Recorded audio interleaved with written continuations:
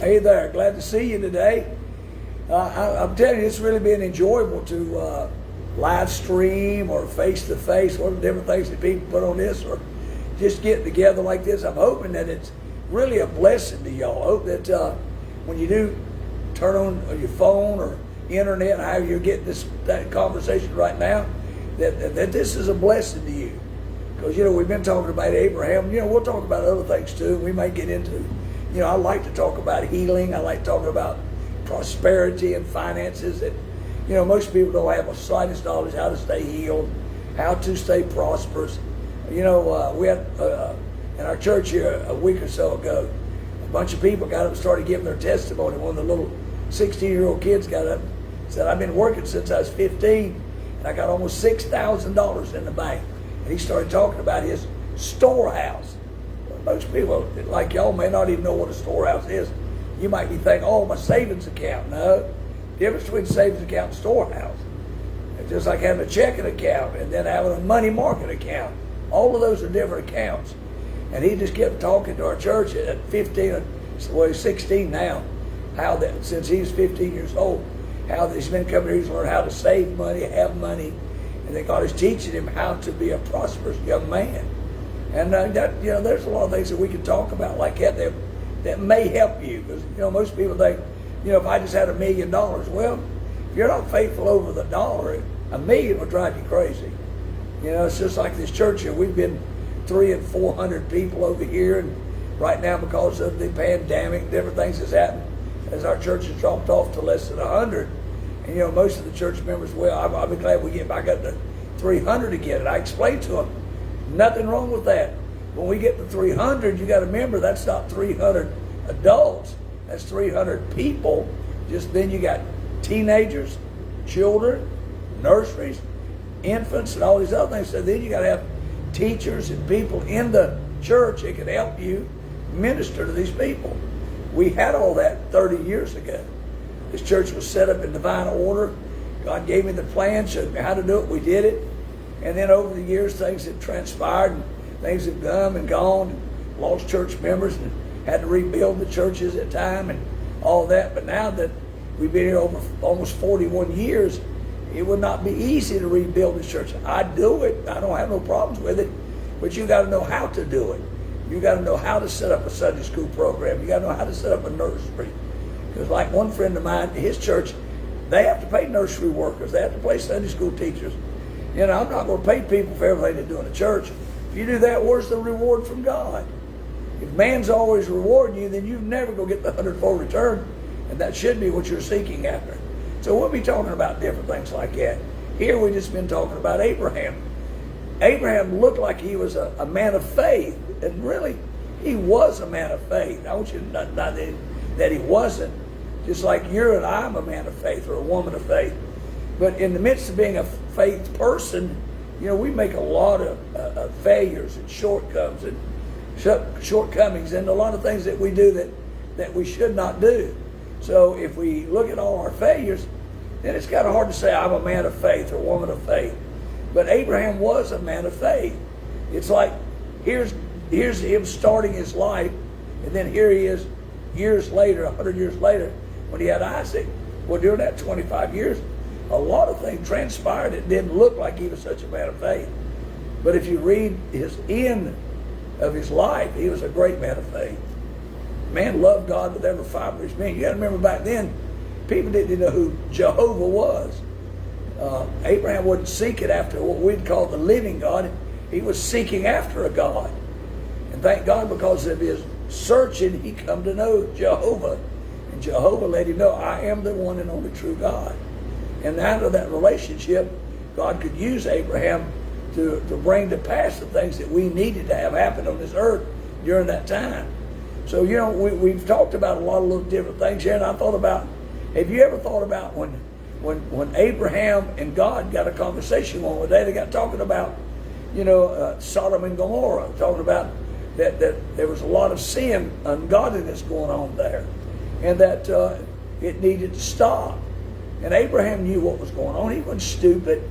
You're not stupid. You know what's going on in your community, in your city, and in a nation like America.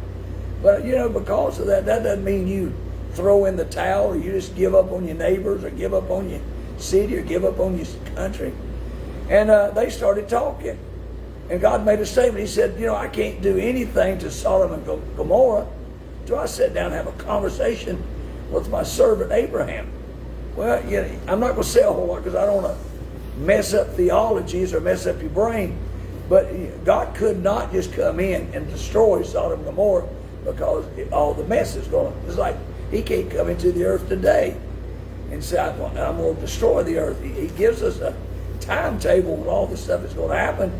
But before God can do that, he has to come to the righteous men and women and let them know 2025, I'm going to come back and I'm going to bring judgment on the earth.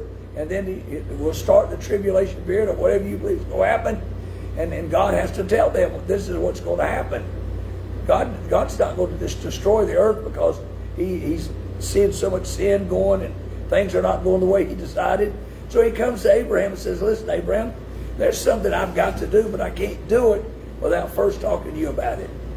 Man, that's heavy. If you ever sat down, I read that years ago as a young Christian boy in my 20s, and I started thinking, my God, what do you mean God couldn't do what he wanted to do? He's sovereign. He's God.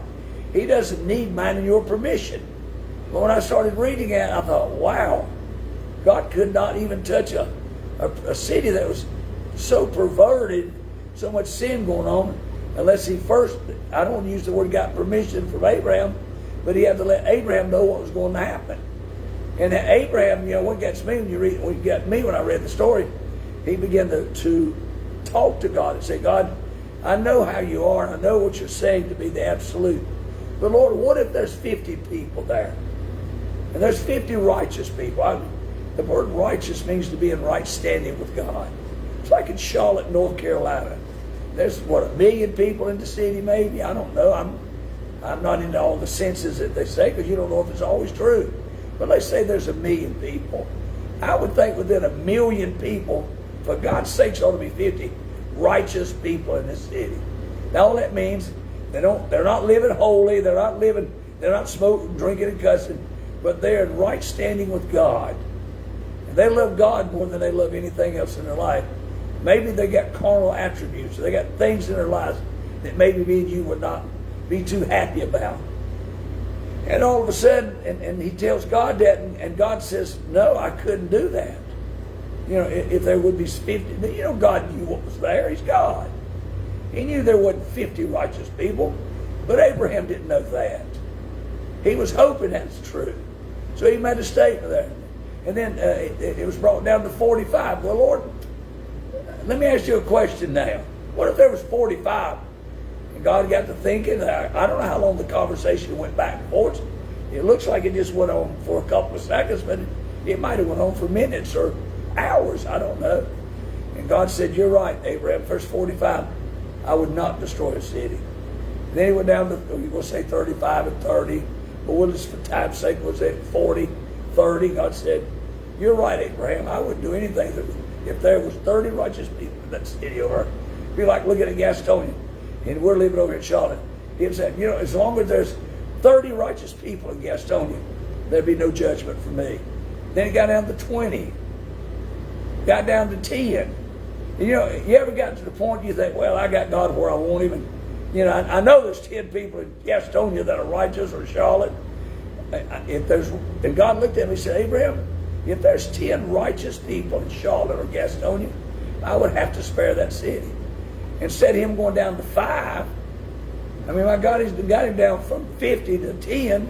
Why not just go and get 5 more in there? But I guess how sometimes our old carnal mind hooks in there, rather than walking by the Spirit or walking in the supernatural, we think, I'm all right, I can stop at that. Because, he was saying about Lot and his wife and his children and their family.